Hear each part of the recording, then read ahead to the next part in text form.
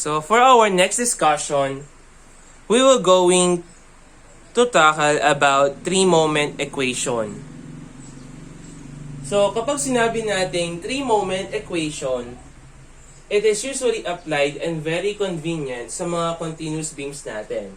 Like for this one. So this is a continuous beam. So usually yung mga continuous beams natin are statically indeterminate.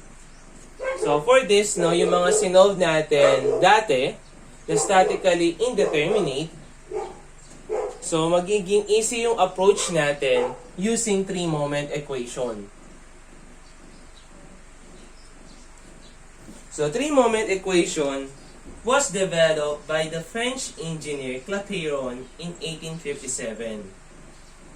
So, etong three-moment equation natin, it was derived by the aid of area moment method. So, na-derive yung formula natin sa three-moment equation dahil sa pagde-derive ni Clapeyron dun sa area moment natin.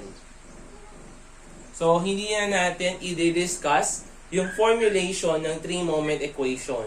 So, diretso na tayo sa principle. So, let's consider a simply supported beam. So, yung simply supported beam natin, usually, it will deflect like this. So, magde-deflect yan ng paganto. Ayan. So, ganyan yung deflection niya. So, kapag sinabing three-moment equation, so we are considering 3 points dun sa elastic curve natin. So, for this, no, if we were going to consider 3 points, so, magko-consider tayo ng 3 points along the elastic curve. So, let's say, this is our point 1. Yung nasa pinakababa, that is our point 2. Tapos, dito, let's say, nandito yung point 3 natin.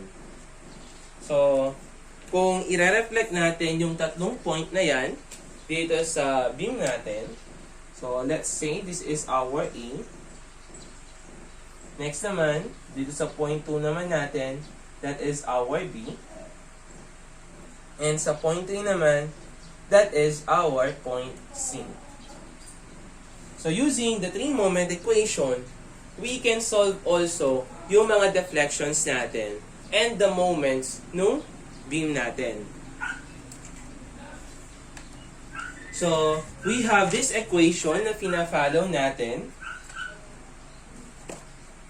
So, yung equation na pina-follow natin sa three-moment equation is, so we have,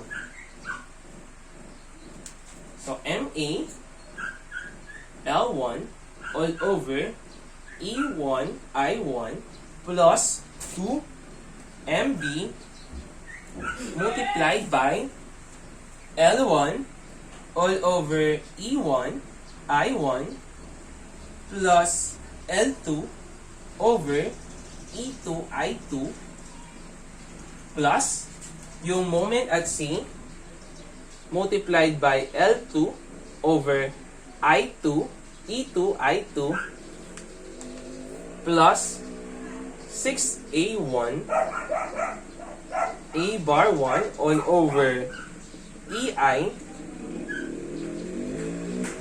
L1 plus 6A2 B sub 2 bar all over E2 I2 L2 is equal to 6 H1 over L1 plus H2 all over L2.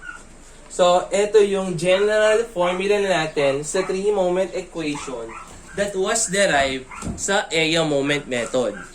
So, paano ba natin i-apply yung three-moment equation natin? So, kapag sinabi natin L sub 1, so ito yung L sub 1 natin, o yung distance between AB. Next naman, L sub 2, that is the distance between BC. Next, yung H1 naman, at saka yung H2. So, for this, no, yung ginagawa natin is, lagi tayong nagko-consider ng reference point. So for this one, usually yung reference point natin, yun yung nasa gitna natin. So we have 3 points along the elastic curve. So yung gagawin natin reference dyan is etong nasa gitna. So this will now become your reference point. So kung ito yung reference point natin,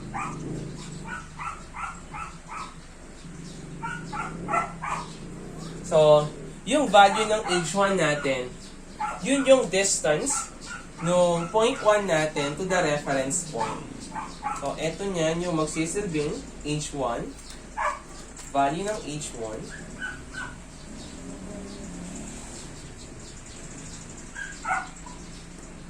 Since it is positive, kasi nga above the reference, kaya positive H1. Next naman, yung H2 natin. So that is the difference in position or displacement ng point 3 natin to the point 2. So this will now become our H sub 2. Positive, kasi nga above the reference yung point 3 natin. So usually yung mga material natin, like yung isang beam natin, usually pare-parehas lang naman yung value ng modulus of elasticity, and at the same time, parehas lang naman yung cross-section ng beam natin.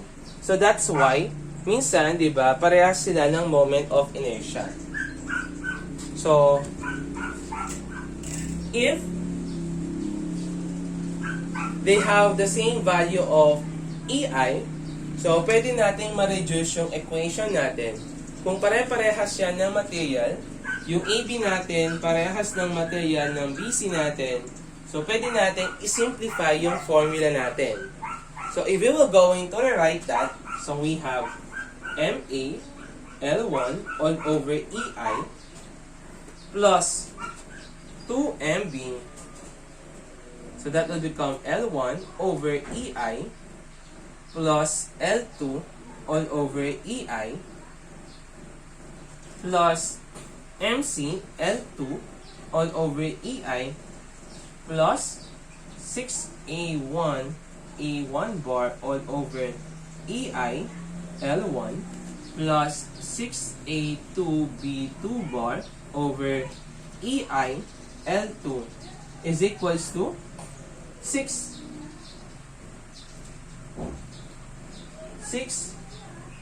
H1 over L1 plus H2 over L2.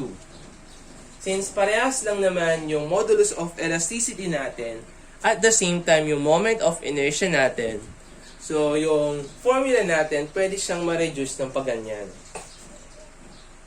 If we were going to further simplify yan, since meron tayong common factor na EI, so meron common factor dito, EI. So pwede natin yung ilagay dun sa kabila.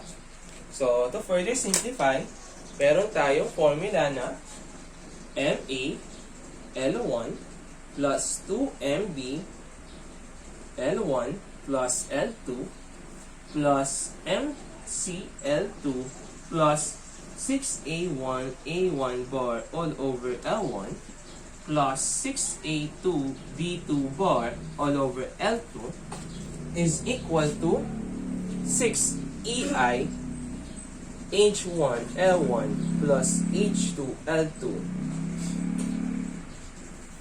So, if, no, so this will become yung isa sa mga formula natin. So, what if naman kung yung points A, B, and C natin is magka-level? If A, B, C are at the same level,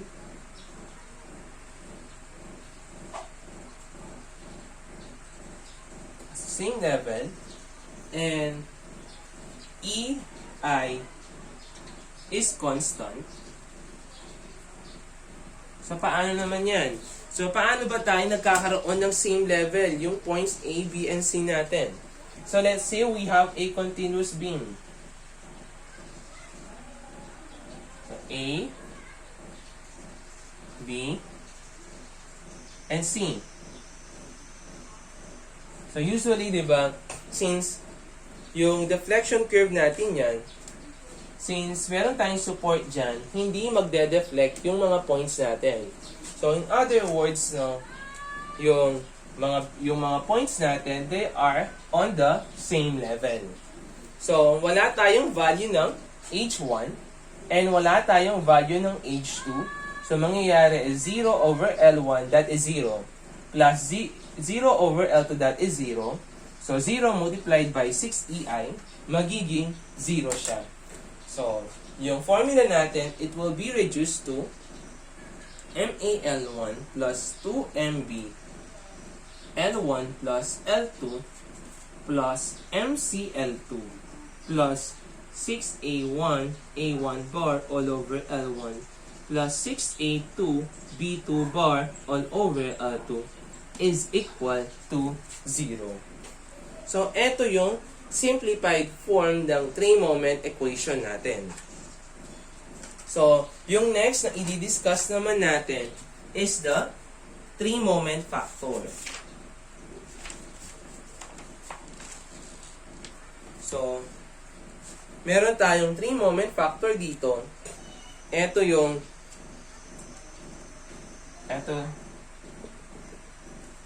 una, and at the same time, ito yung mga 3-moment factors natin.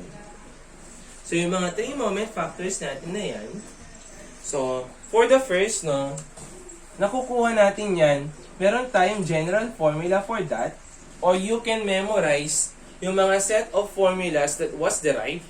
Pero para sa akin, we will just memorize yung general formula na pwedeng ma-apply sa lahat ng beam natin. So, for this, no, yung A1 natin, yung 6A1, A1 bar, all over L1, yun naman yung nasa left part natin. Tapos, yung 6A2, B2 bar over L2, yun naman yung nasa right part ng mga equation natin. So, mamaya, we will going to derive yung formulas natin for this one. So, we will discuss that sa mga examples natin. So, that will become yung introduction natin for the 3-moment equation na very applicable sa mga statically indeterminate beams natin.